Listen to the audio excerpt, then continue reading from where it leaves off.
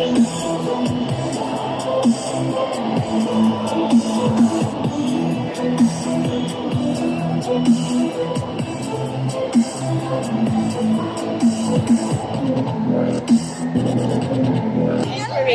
introduce our panel of evaluators, please applause, please. Sir, this is the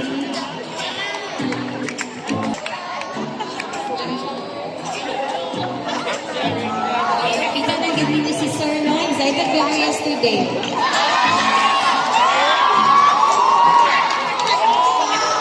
Hi everyone, we are grateful and thankful to Engineer Alvin for the opportunity to become one of the panel in the Grade 9 Income Generating Project exhibit and in their expo. Mga electronic arcade games nga gihimo sa mga students.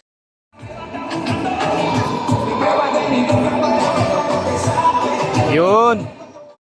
These interactive electronic arcade games are made by students.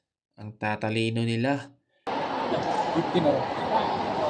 second, direct, 1 second. 1 second, direct. Demonstration. 1 second, ha? 1 second. Tayo na wili. Ay, okay. 1, 2, 3, go! Wala ka tiktik doon. may isa ka Arduino Uno para sa ilahat duha.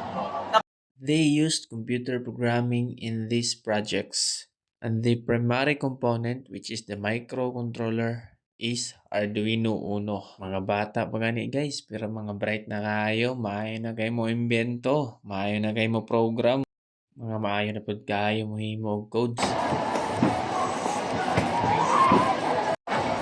The largest point by the motor is in